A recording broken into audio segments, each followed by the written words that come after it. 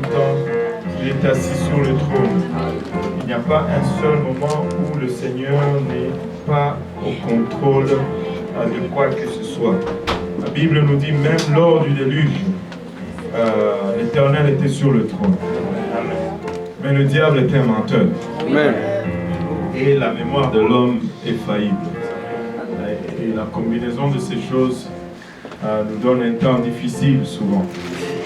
Mais si nous nous rappelons que Dieu est sur le trône en tout temps, nous allons voir que de la même manière qu'il nous avait délivré de ces mêmes problèmes hier, il va nous en délivrer encore aujourd'hui. Et la prochaine fois, quand ce même problème va se présenter, il va encore nous en délivrer comme il l'a fait hier. Et vous savez, quand Moïse est allé à la montagne et que Dieu lui est apparu dans le buisson de feu, et Dieu lui dit, va délivrer mon peuple. Et il dit, mais ce peuple à qui je vais, s'il me demandait qui t'a envoyé, qui vais-je leur dire qui m'a envoyé? Et Dieu lui répond, va leur dire que je suis t'a envoyé. Celui qui s'appelle je suis m'a envoyé. Notre Dieu est un Dieu du présent. Il n'est pas un Dieu du passé ni un Dieu du futur. Il est le même hier, aujourd'hui et éternellement. Mais il est là parmi nous en train d'agir maintenant. En tout temps, son nom c'est Jésus. Je ne veux pas vivre dans le passé. Je ne veux pas vivre dans le futur, mais je veux vivre maintenant. Je suis. Maintenant, c'est l'heure de servir Dieu. Maintenant, c'est l'heure de se réjouir en Dieu. Maintenant, c'est l'heure de gagner des âmes. Maintenant, c'est l'heure de donner tout ce que je veux donner à Dieu. Je ne peux pas dire, oh, j'ai fait hier, ou j'ai prié hier. Non. Maintenant, je dois faire ces choses parce que mon Dieu s'appelle constamment je suis. Il s'appelle constamment je suis. Son nom c'est je suis. Alléluia. Je n'ai vraiment rien d'autre à cœur aujourd'hui que d'exhorter le peuple de Dieu. Amen. Amen. Alléluia. Le combat fait rage. Mais nous sommes plus que vainqueurs par celui qui nous fortifie. Alléluia. Nous sommes dans le ring, tête haute. Alléluia. Poitrine bombée, les épaules rejetées en arrière et nos mains viennent en garde. Alléluia. Pour être prêts à lancer nos jabs et nos crochets, nos uppercuts. Et nous sommes prêts pour la bataille. Amen. Alléluia. Regardez ceci. Allons dans première épître de Pierre, chapitre 1. Au fond, on va juste lire des versets et on va se réjouir avec ça. Amen. Gloire au nom de Jésus-Christ. Le diable est un menteur. Amen.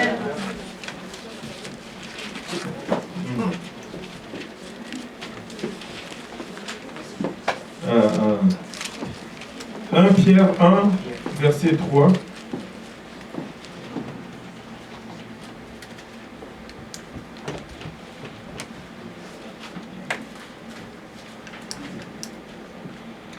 Si vous l'avez trouvé, dites Amen. Amen. Si vous cherchez encore, dites j'arrive.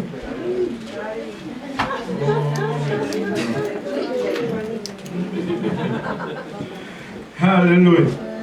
On va le lire tous ensemble. Béni soit Dieu le Père de notre Seigneur Jésus-Christ, qui selon sa grande miséricorde nous a régénérés pour une espérance vivante par la résurrection de Jésus-Christ d'entre les morts, pour un héritage qui ne se peut ni corrompre, ni souiller, ni flétrir, lequel vous est réservé dans les cieux, à vous qui, par la puissance de Dieu, êtes gardés par la foi pour le salut et prêts à être révélés dans les derniers temps.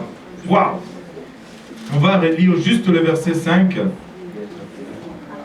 À vous qui, par la puissance de Dieu, êtes gardés par la foi pour le salut, prêts à être révélés dans les derniers temps. Ça veut dire vous. Ça, c'est nous. À nous, qui, par la puissance de Dieu, pas par notre puissance, par la puissance de Dieu. Nous sommes gardés par la foi pour le salut qui est prêt à être révélé dans les derniers temps. Moi, ça me fait exciter ces choses. Prions tous ensemble, Seigneur, nous te rendons grâce encore une fois pour ton amour, ta bonté, ta miséricorde, pour le privilège que tu nous accordes, Seigneur Jésus-Christ, de faire partir de ton œuvre, Seigneur, pour le prix que tu as payé à la croix, pour ton sang versé éternel. Nous te rendons grâce aujourd'hui. Alors que nous venons tous ensemble, Seigneur, nous réunir dans ta présence. Papa, nous prions que ta présence soit manifeste à son tour parmi nous, Seigneur. Que tu nous sondes chacun de nous ici présents et connais-nous, Papa. Et rencontre-nous, Papa, il avachata au lieu de nos besoins, Seigneur Jésus-Christ. Sonde chacune de tes filles et chacun de tes fils, Seigneur Jésus-Christ. Papa, rencontre-nous au lieu de nos besoins. Papa, que cette parole, Papa, ne nous laisse pas indifférents, Seigneur Jésus-Christ.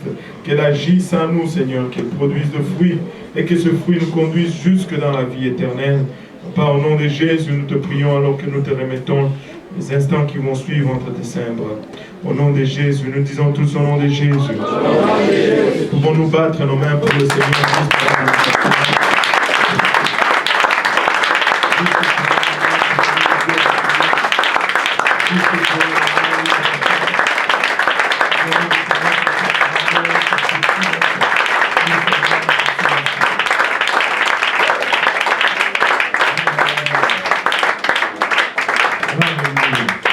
Vous asseoir.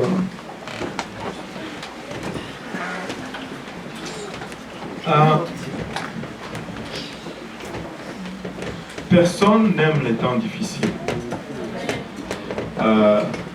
Tous nous voudrions avoir une vie aisée, sans trouble, sans difficulté. Tu sors chaque matin, tu rentres dans ta voiture, même à moins 20, tu tournes la clé, ça part, n'est-ce pas? Et tu rentres à la maison, il y a toujours un bon parfum d'une bonne soupe qui bouillonne. Tu vas à ton travail, tout le monde t'aime, te donne des accolades. Et ton boss t'appelle dans son bureau et te dit, bon, nous te donnons une augmentation de $10 de l'heure. Et tous nous aimons avoir une bonne vie. Amen. Mais très souvent, nous allons remarquer que nos aspirations, face à notre réalité, il y a tout un décalage. Il y a tout un gouffre entre nos aspirations et notre réalité. La vie spirituelle, ou la vie, je devrais plutôt dire la vie naturelle, étant le reflet vraiment de la vie spirituelle. C'est vraiment ce que nous allons aussi subir dans les spirituels. Nous voudrions tous être des enfants de Dieu qui vivons pour Dieu, qui récite sa prière le matin et qui sort sans problème, sautant d'un nuage à un autre, à la rencontre des anges. Mais très souvent, ce n'est pas le cas. Certains des anges que nous allons rencontrer vont avoir des cornes, et une fourche dans la main, et ça ne va pas être de bonnes rencontres. Et comme personne, nous allons vivre ces moments difficiles, ces moments d'épreuve, mais comme Église, il arrive aussi des temps où nous passons à travers des moments difficiles ou des moments des épreuves, ou les moments où des fois les choses auxquelles nous regardions comme étant des références sont secouées. Des moments auxquels les choses que nous regardions peut-être comme sûres, comme établies, sont ébranlées ou peut-être s'écroulent même. Mais en ces temps-là, qu'est-ce que nous allons faire? Nous allons nous tourner encore à la parole du Seigneur. Regardez ce verset, Ésaïe 59, avec moi, verset 19. Ésaïe 59, verset 19 nous dit « Et du couchant, ils craindront le nom de l'Éternel, et du lever du soleil, sa gloire. Quand l'ennemi viendra comme un fleuve. » Quand l'ennemi viendra comme un fleuve. Il ne dit pas si l'ennemi viendra. Il dit quand l'ennemi viendra. Ce n'est pas une question de si l'ennemi va venir ou pas. C'est quand tout simplement il va venir ou pas. À un moment donné, l'ennemi va venir. À un moment donné, nous allons connaître des tumultes dans notre marche avec Dieu. À un moment donné, notre foi va être secouée. À un moment donné, notre espérance va être attaquée. Il dit, quand l'ennemi viendra comme un fleuve. Je ne sais pas si vous connaissez, vous réalisez la différence entre un fleuve et une rivière. Au fond, dans la version anglaise, il y a une meilleure connotation. Ils disent quand l'ennemi s'élève comme une inondation, c'est-à-dire des eaux qui viennent, des grandes eaux qui viennent pour détruire et pour ravager. Et quand l'ennemi s'élève comme ça, qu'est-ce que nous allons faire? Qu'est-ce que nous allons faire? La Bible nous donne la réponse, il dit l'Esprit de l'Éternel le mettra en fuite. C'est pourquoi nous devons toujours nous assurer d'avoir l'Esprit de l'Éternel en nous. Amen. Si nous n'avons pas l'Esprit de l'Éternel, nous n'avons rien pour faire fuir l'ennemi. La version anglaise dit l'Esprit de l'ennemi, l'Esprit de l'Éternel lèvera un étendard contre lui. L'Esprit de l'Éternel élèvera une bannière contre lui. Contre l'ennemi, une seule chose marche, c'est la parole de Dieu. Amen. Et aujourd'hui, Dieu nous envoie dans le livre de Pierre, alors que Pierre est en train d'écrire à plusieurs églises. Dans 1 Pierre, il nous dit, Pierre, apôtre de Jésus-Christ, 1 Pierre 1, à ceux qui sont étrangers et dispersés dans le Pont, la Galatie, la Cappadoce, l'Asie, la Bithynie, le Québec, le Montréal, et qui sont élus selon la préscience de Dieu le Père, par la sanctification de l'Esprit, afin qu'ils deviennent obéissants et qu'ils participent à l'aspersion du sang de Jésus-Christ, que la grâce et la paix vous soient multipliées. Ceci nous est adressé à nous aujourd'hui. Et je trouve dans ces passages aujourd'hui des paroles de réconfort, des paroles d'encouragement. Je ne sais pas par quoi vous traversez aujourd'hui, mais moi, mes 2 dernières semaines ont été dures. Je ne sais pas qui a eu un temps difficile ces derniers temps. Oh boy. Oh boy. C'est tout le monde. On va arrêter de prêcher, on va pleurer ensemble, l'un sur le corps de l'autre. Et on va se consoler comme ça. Non, 1000 fois non.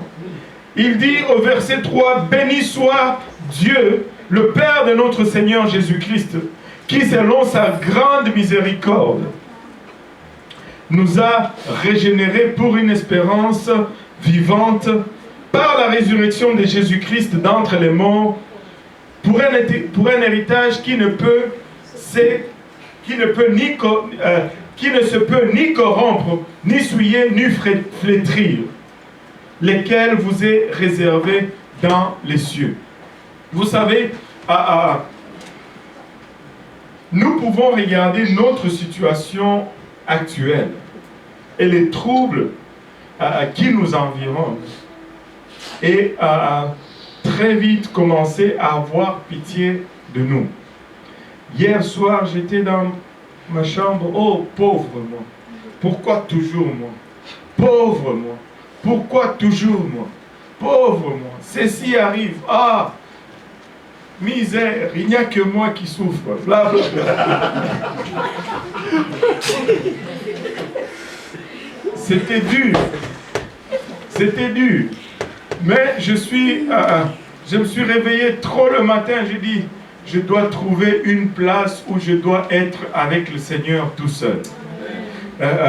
On avait déjà avancé l'heure, mais j'ai avancé mon heure encore. Je suis arrivé ici, j'étais tout seul.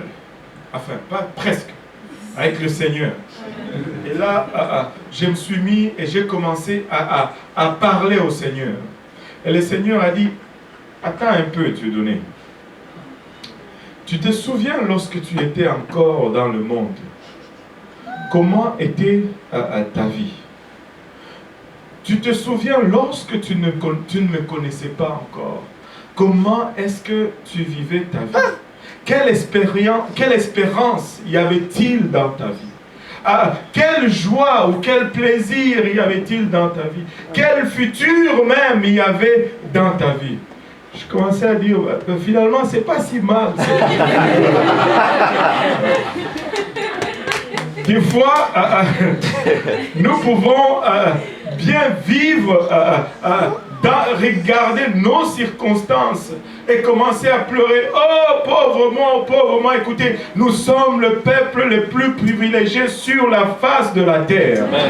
Je ne veux pas minimiser les épreuves que nous passons, mais nous devons toujours les affronter face dressé avec sérénité et avec la bonne attitude. Alléluia. Dieu nous dit ceci, béni soit Dieu le Père de notre Seigneur Jésus-Christ, qui selon sa grande miséricorde, c'est la première chose que je commence à reconnaître ici, c'est par sa grande miséricorde. Ce n'était pas par mes faits, ce n'était pas par ma bonté, ce n'était pas par ma justice, juste sa miséricorde tout simplement a suffi, alors que je ne méritais pas. Miséricorde veut dire je ne méritais rien de tout ce qu'il a fait dans ma vie, mais il m'a quand même donné.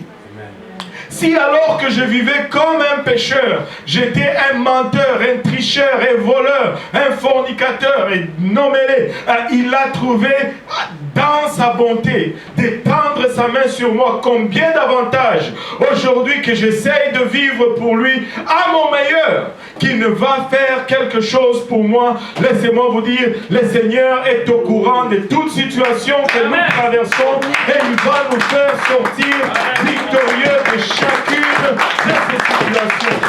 Il nous a régénérés pour une espérance vivante. Il nous a régénérés pour une espérance vivante. Ce n'est pas une espérance morte, c'est une espérance vivante. Et là où il y a la vie, il y a le mouvement. Là où il y a la vie, il y a le bruit. Est-ce qu'on peut faire un peu de bruit?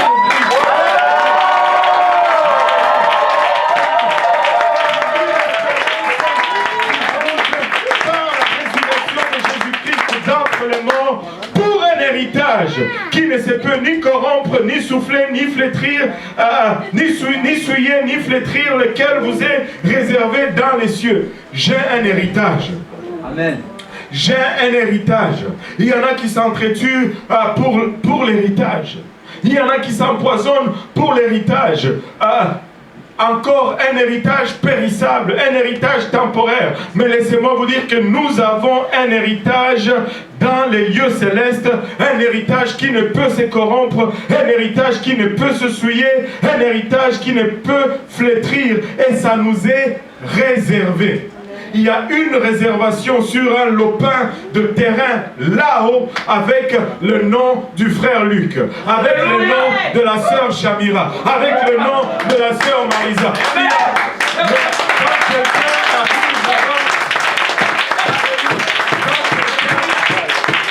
Quelqu'un arrive là-bas, on lui dit non, touche pas à ça, c'est réservé. C'est pour le frère Achille. Tu dis, mais est-ce que je peux utiliser un peu? Non, regarde ce qu'il endure pour le moment. Laisse, ça c'est pour lui. Ne touche pas. Écoutez, je vais passer à travers toute tribulation, à travers toute épreuve, avec persévérance, avec hargne, avec acharnement, parce que je sais que mon Dieu a un héritage réservé pour moi. Alléluia. À vous qui, par la puissance de Dieu, non pas par la puissance de ce monde, non pas par la puissance du pétrole, non pas par la puissance nucléaire, mais par la puissance de Dieu. Par la puissance de Dieu. Nous avons chanté tout à l'heure, il est tout puissant, il est tout puissant, il est tout puissant. Nous ne réalisons même pas ce que ça veut dire qu'il est tout puissant. On en avait parlé déjà une fois, mais nous ne savons pas ce que ça veut dire tout puissant. Nous n'avons aucune idée de ce que ça veut dire tout puissant. Parce que pour que nous puissions connaître, ça nous prend une interface avec laquelle réagir. Or, dans le monde, il n'y a rien de tout puissant. Il n'y a rien de tout puissant. Il n'y a rien de tout puissant. Je vous dis, tout puissant, c'est peut-être Celui qui peut tenir la terre dans sa main, par exemple. Elle est là, elle veut tomber, hop, il la tient. Ça, c'est tout puissant. Oh, alléluia. Tout puissant, c'est celui quand il met son pied sur la montagne. Elle prend un feu. Elle devient calcinée. Et il n'y a rien de comparable à notre Dieu. Et c'est par sa puissance. C'est par sa puissance. Alléluia. Que à vous qui par la puissance êtes gardés. Nous sommes gardés. Le diable peut rugir et il rugit comme un lion qui cherche qui il va dévorer. Il peut rugir et laissez-moi vous dire, le diable est un lion rugissant et il rugit et des fois il dévore et des fois il graffigne. Je pense que ça c'est une vieille histoire. Dans ma famille, je pense que c'est un de mes arrières grand-papa du côté de ma mère. Je ne sais pas si mon frère va se rappeler de cette histoire. Il était en train d'aller d'un village à un autre. Et là, dans la savane, il a vu de loin un lion. Il dit, oh non, un lion. Je suis fait. Il s'est mis à courir.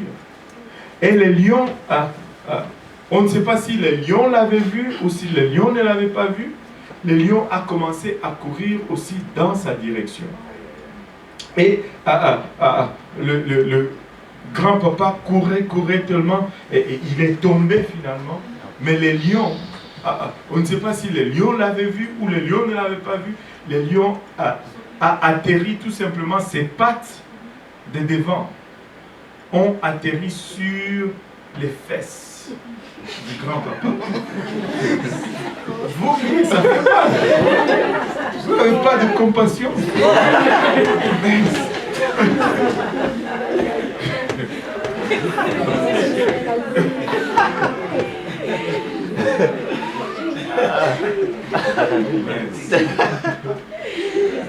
On doit prier pour ma frère. Et là, le lion fait un bond pour continuer sa course. Tous les muscles fessiers ont été arrachés. Et les pattes arrière du lion ont atterri sur ses omoplates. Et c'était un autre, et le lion a continué. Et le grand-papa s'est tiré, je devais dire l'arrière-grand-papa s'est tiré jusqu'à ce qu'il a été trouvé par le village le plus proche. On l'a pris. Il a survécu à ses blessures, mais il n'a jamais pu marcher par la suite. Le lion est un animal féroce. Le lion est capable de faire sauter un mur de 1,5 mètre, de prendre une vache et de sauter avec la vache de l'autre côté du mur. C'est pas pour rien qu'on appelle le lion le roi des animaux. C'est un animal puissant. Mais c'est à ça et c'est à cette illustration que la Bible compare notre ennemi. Le diable fait mal. Il y en a qui disent, oh, le lion, le diable, quand il rugit, c'est un lion qui n'a pas de dents. Je ne sais pas quel diable vous luttez avec ou quel lion vous luttez avec. Mais c'est lui que moi je lutte avec, il a encore tous ses dents. Et quand il meurt, ça fait mal. Et il a encore toutes ses griffes. Et quand il griffe, ça fait mal. Il y a des jours où le combat est féroce et ça fait mal. Mais laissez-moi vous dire, peu importe sa férocité, peu importe ce qu'il peut faire, alléluia, je suis gardé par la puissance de Dieu. Je suis gardé par la puissance de Dieu, alléluia, par la foi pour le salut, prêt à être révélé dans les derniers temps. Écoutez, vous pensez que nous avons déjà vu l'extraordinaire? Nous n'avons encore rien vu. Nous n'avons encore rien vu, plutôt je voulais dire. Nous n'avons encore rien vu. Il y a un salut à être révélé et Dieu continue à se révéler en notre milieu. Moi, je crois, frère Luc, que ça ne va pas prendre longtemps, que nous allons avoir UPC Montréal Nord.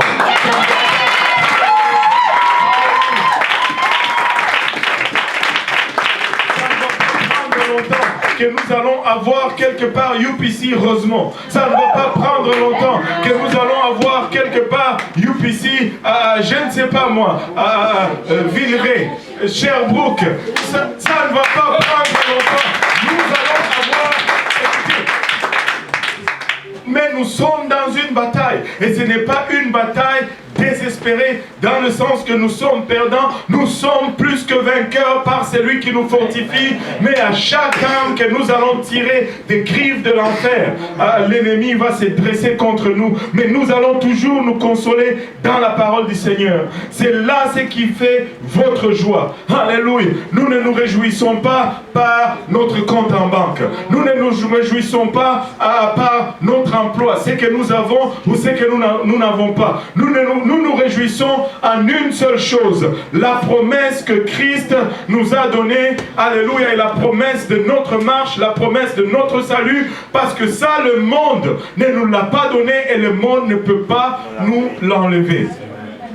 C'est pourquoi il y a une différence entre la joie et le bonheur.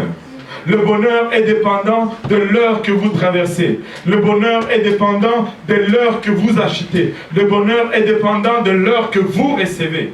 Et quand cette heure passe, vous ne recevez plus, l'heure n'est plus bonne.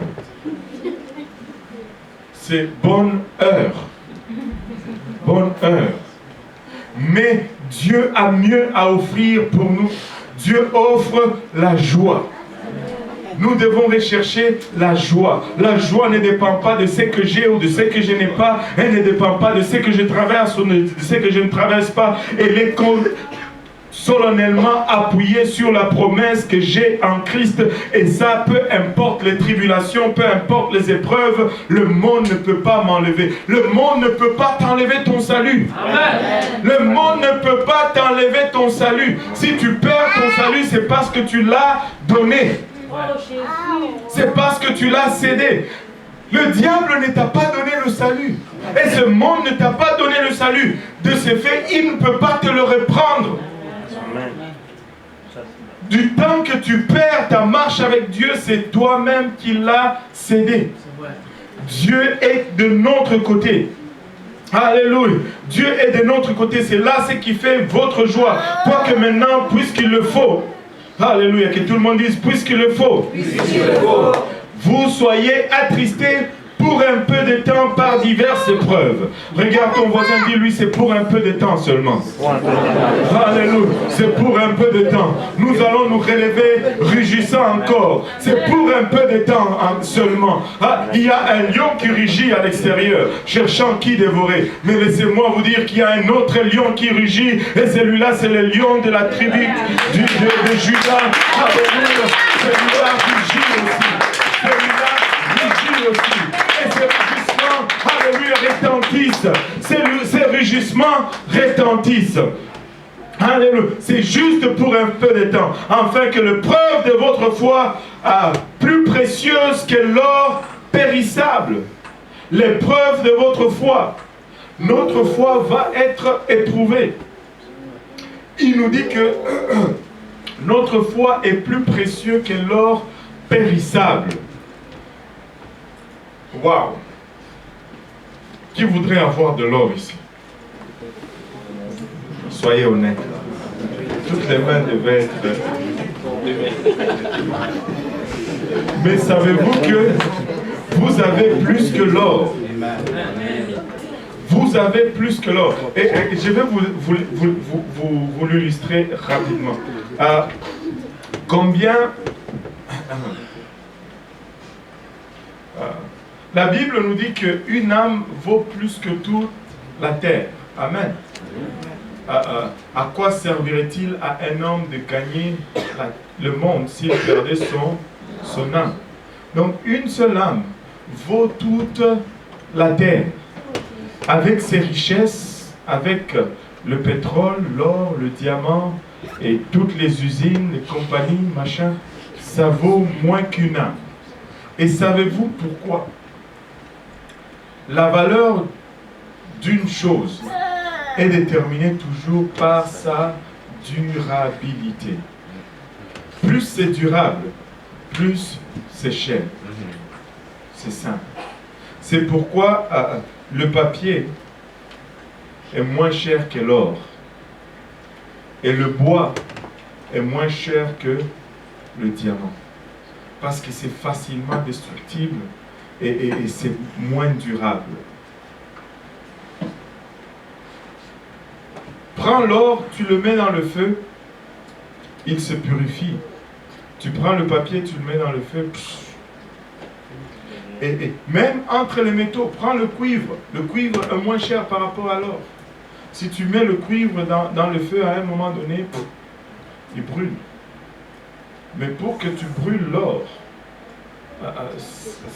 ça te prend que tu brûles toi-même d'abord. Parce que l'or va tout simplement se purifier. Maintenant, prends l'or, tu les bats, bats-les. Il s'étale.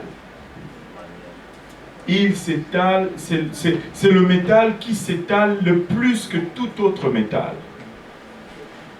Mais prends le papier, si tu bats un peu, c'est des trous seulement dedans. L'or est plus, parce qu'il est plus durable. Maintenant, même l'or, la terre et toutes ces choses, la Bible nous dit seront détruits, seront tout fondus dans un feu ardent au moment de la fin. Mais ton âme va être toujours éternelle. Vous savez, même lorsqu'on mettra ton âme dans le feu, enfin je ne veux pas qu'on mette ton âme dans le feu, mais même les âmes, on va dire ça comme ça, même les âmes qui vont finir dans le feu, ils ne seront pas détruits, ils seront tourmentés d'une façon éternelle, parce que l'âme est éternelle. Donc peu importe le prix que tu veux donner à la terre, l'âme va toujours coûter plus cher parce que l'âme est toujours plus durable que la terre. Amen. Donc l'âme est plus durable que la terre. Regardez ceci.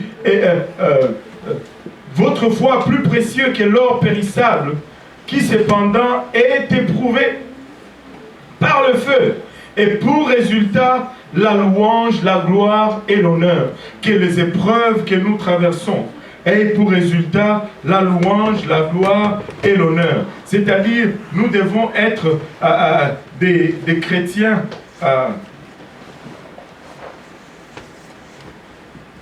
Je perds mes notes. Ça veut dire, nous devons être des chrétiens du type or. Quand nous rentrons dans le feu, au lieu d'être consumés, nous en sortons purifiés. Et au lieu de commencer à murmurer, nous en sortons avec des louanges. Au lieu de se plaindre, nous en sortons avec la gloire et l'honneur lorsque Jésus-Christ apparaîtra. Lui qui vous aimait sans l'avoir vu, lui que vous aimez plutôt sans l'avoir vu, en qui vous croyez sans le voir encore, vous réjouissant d'une joie ineffable et glorieuse, parce que vous obtiendrez le salut de vos âmes pour prix de votre foi. Ce qui est en jeu, c'est le salut de mon âme. Ce qui est en jeu, c'est éviter ce tourment éternel. Peu importe les tourments temporaires que je vais subir, assurez-vous d'une chose, que vous allez éviter le tourment éternel. Il y a peut-être un feu que nous traversons aujourd'hui, mais nous sommes en train de le traverser. Il y a un feu qui vient par la suite. Si nous ne traversons pas ces feux-ci, nous allons demeurer dans ce feu pour l'éternité. Qu'est-ce que nous allons faire? Nous allons traverser ces feux avec des louanges à nos bouches. Nous allons traverser ces feux avec des cantiques. Nous allons faire face à toute épreuve. Le diable est un menteur. Nous ne sommes pas des perdants. Nous sommes des gagnants. Nous ne sommes pas en train de reculer. Nous sommes en train d'avancer. Nous ne descendons pas. Nous montons. Alléluia. Et chaque bataille qui va nous amener, nous allons la la gagner avec une main levée parce que Christ est avec nous. Christ est avec nous. Ma famille va être sauvée. Mes enfants vont vivre pour le Seigneur. Ma maison va servir le Seigneur. Nous allons continuer à évangéliser. Nous allons avoir une place pour louer l'Éternel. Nous allons gagner nos parents, alléluia, à Dieu. Et nous allons le faire parce que nous avons une espérance, alléluia, en celui qui ne faillit jamais. Alléluia. Gloire au nom de Jésus. Alléluia. Les prophètes qui ont prophétisé touchant la grâce, alléluia, qui vous étaient réservés, ont fait de ce salut l'objet de leur recherche et de leur investigation. Les prophètes ont regardé ce que nous avions aujourd'hui. Écoutez, nous sommes la génération privilégiée de toute l'œuvre de Dieu. Nous sommes le peuple à qui Dieu a donné son meilleur.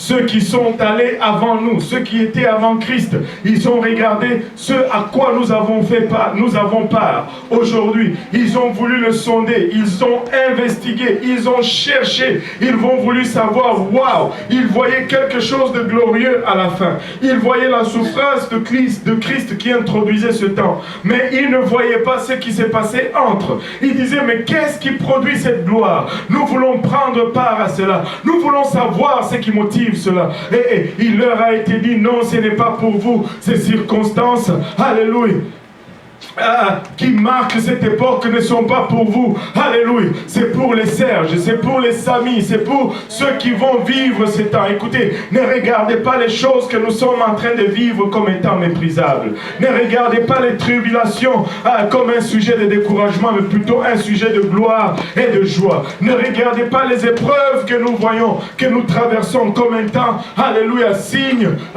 de notre détresse. C'est plutôt signe de notre gloire et de notre victoire. Sans la bataille, il n'y aura pas de victoire. Mais écoutez, plus grand est la bataille, plus grande est la victoire. Plus grand est l'oppression, plus grande est la délivrance. Plus grand est les démons, plus nombreux sont les âmes que nous allons gagner. Mais peu importe ce que le diable nous envoie, nous allons nous tenir fermes et nous allons avancer encore et encore et encore. Alléluia. Gloire au nom de Jésus. Alléluia. Ils ont investigué, voulant sonder l'époque et les circonstances marquées par l'Esprit de Christ qui était en eux et qui attestait d'avance les souffrances de Christ et la gloire dont elles seraient suivies. Il leur fut révélé que ce n'était pas pour eux-mêmes, mais pour vous. Que tout le monde dise, ça veut dire moi. Alléluia. Pour vous, qu'ils étaient les dispensateurs de ces choses que vous ont annoncées maintenant ceux qui vous ont prêché l'évangile par le Saint-Esprit envoyé du ciel et dans lequel les anges désirent plonger leur regard.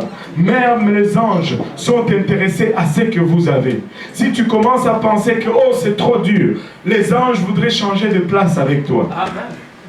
Amen. Les anges voudraient changer de place avec toi. Si tu dis, oh, c'est trop difficile, vous savez quoi? Ésaïe, Élisée voudrait être à ta place. Et il voudrait que toi, tu ailles à leur temps. Tu regardes peut-être Élisée, tu dis, wow, l'homme aux 14 miracles, wow, il sortait seulement son manteau et puis schlang, la mer s'ouvre. Lui, te regarde, il dit, wow, celui-là, il parle en langue, il chasse les démons. Alléluia. Et il voudrait changer avec vous. Amen. Il voudrait changer avec vous. Allez voir, Élisée n'a pas chassé un seul démon. Pas un seul démon n'était chassé dans l'Ancien Testament. Il fallait attendre la venue de Jésus-Christ pour voir un seul démon chassé. Je ne sais pas si vous réalisez ce que nous avons. Plus grande est la rage, plus grande est la gloire et la puissance que nous avons en Jésus-Christ. Et ne faites pas comme un des frères. Un jour, on se croise dans l'entrée de l'église. Il avait mine basse. Et je lui demande, mais frère, qu'est-ce qui ne va pas? Il dit, c'était pas une bonne semaine. Le diable était sur moi comme ça se peut pas. Je lui dis, mais ce n'est pas une raison pour baisser ta tête comme ça. Soulève la tête, glorifie Dieu, alléluia. Et Dieu va te donner la victoire. Il dit, non, non, non, je ne peux pas faire ça. Je lui dis, mais pourquoi? Il dit, parce que si je fais ça, le diable va penser qu'il n'a pas fait assez et qu'il va faire encore.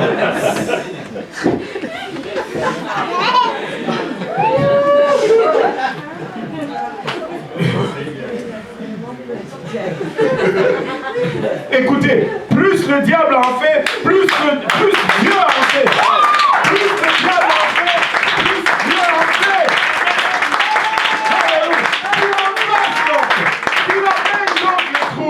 Il amène donc, alléluia, les problèmes. Parce que lorsque l'ennemi se lève comme un fleuve, alléluia, l'Esprit de l'Éternel va élever les standards. L'Esprit de l'Éternel va élever les standards. Il avance. Alléluia. Gloire au nom de Jésus. Gloire au nom de Jésus. C'est pourquoi la Bible nous dit au verset 13, 1 Pierre 1, verset 13, c'est pourquoi saignez les reins de votre entendement. Saignez le rein. Regarde ton voisin, dis-lui, saigne-toi le rein. Saigne-toi le rein. Alléluia. Soyez sobre. Alléluia. Ça veut dire pas d'alcool. Amen. Soyez sobre et ayez une entière espérance dans la grâce qui vous sera apportée lorsque Jésus-Christ apparaîtra. Comme des enfants obéissants, ne vous conformez pas aux convoitises que vous aviez autrefois quand vous étiez dans l'ignorance. Dans l'ignorance, alléluia, lorsqu'on était stressé, on allait manger du chocolat. Lorsqu'on avait un problème, on mangeait. Mais maintenant, lorsqu'on a un problème, on loue.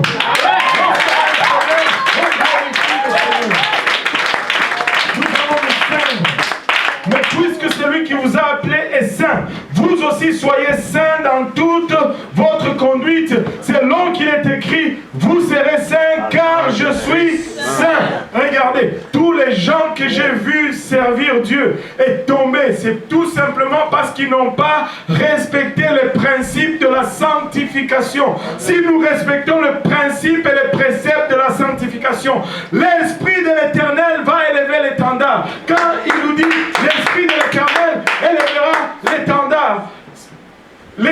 L'étendard là dont ça parle dans Ésaïe 9, c'est la sanctification, c'est la bannière, c'est le mur qui nous protège contre tout le mal de ce monde. Nous ne devons pas compromettre, nous devons couper. S'il y a une chose que nous devons couper au Québec, c'est avec le monde. Ce n'est pas du Canada. C'est ce que je voulais dire. Anyway, nous devons couper. Nous devons servir Dieu avec tout notre cœur, comme des enfants obéissants. Et si vous invoquez comme Père, c'est lui qui juge selon l'œuvre de chacun, sans exception de personne, conduisez-vous avec crainte pendant le temps de votre pèlerinage. Écoutez, nous allons vivre dans la crainte de Dieu et dans le respect des hommes. Amen. Nous allons vivre dans la crainte de Dieu et dans le respect des hommes. Amen. Nous n'allons jamais vivre dans la crainte des hommes. Qu'est-ce que tu veux dire par là? Je veux dire tout simplement que je ne veux pas faire ce que je fais à cause des gens qui me regardent. Mais je veux faire ce que je fais à cause de ce Dieu qui a versé son sang pour moi. Je veux vivre comme je veux vivre à cause de Jésus qui a donné sa vie pour moi. Je ne le fais pas pour le frère Serge, je ne le fais pas pour la sœur Jolie, et j'espère que vous ne le faites pas pour le pasteur, mais que vous vivez la vie que vous vivez pour Jésus-Christ et partout où vous êtes. Savez-vous quoi? Dieu est omniprésent. Amen. Dieu est omniprésent. Vous ne pouvez pas mener une double vie et espérer être agréable à Dieu. Le pasteur ne vous voit pas, le frère Serge ne vous voit pas, mais Dieu vous voit en tout le temps. Amen. En tout le temps, il vous voit. C'est à lui que nous devons rendre le compte. Moi, je ne suis pas juge, mais c'est lui le juge. Et c'est à lui que nous devons rendre compte. Mais savez-vous quoi? Si nous sommes en harmonie avec lui, sa puissance va être manifeste en nous. Et peu importe, alléluia, la courbe que le diable va jeter contre nous, nous allons être capables de répondre avec des louanges, avec la parole de Dieu, parce que nous nous serions déjà tenus fermes. Nous nous serions déjà tenus fermes. Amen. Alléluia. Si vous invoquez ce Père-là, Alléluia. Vivez dans la crainte pendant le temps de votre pèlerinage, sachant que ce n'est pas par des choses périssables, par de l'argent ou de l'or, que vous avez été rachetés de la vaine manière de vivre que vous aviez hérité de vos pères. Et c'est sûr que si je regarde l'héritage de mes pères, il n'y avait rien de bon. Il fallait que Christ rentre dans ma famille pour qu'il arrange l'héritage que je recevais. Si n'eût été Christ, je ne sais même pas si j'allais être vivant aujourd'hui. Nous ne pouvons pas jouer avec ces choses. Alléluia. Nous ne pouvons pas être séduits ni par l'amour de l'argent, ni par l'amour des choses de ce monde, ni par le prestige que le monde offre aujourd'hui. Si je veux être reconnu, c'est par celui qui juge. Si je veux que mon nom soit connu, c'est par celui qui juge. Si je veux amasser des richesses, c'est par avec celui qui est dans le ciel, dans les lieux où rien n'est périssable, n'est tombé ni dans les péchés de convoitise, ni dans le péché de la cupidité, ni dans les désirs charnels qui autrefois, oui, autrefois nous aspirions tous à des grandes choses. Je voulais une fois avoir une grande maison. Et c'était louable, c'était noble. Mais pas au prix de perdre mon âme. Pas au prix de perdre ma vocation avec Dieu. Le Fils de l'homme n'avait même pas une place où poser sa tête. Sommes-nous plus grands que lui? Sommes-nous plus importants que lui? Je ne veux pas dire que nous devons faire vœu de pauvreté et vivre dans la pauvreté. Si Dieu nous bénit, alléluia, nous allons nous réjouir, mais nous allons garder toujours notre main légère, sachant que notre salut, notre vie n'est pas déterminée par notre compte en banque, ni le nombre de voitures dans notre stationnement, ni le nombre de chambres dans ma maison, ou ni le nom du quartier dans lequel j'habite. Alléluia.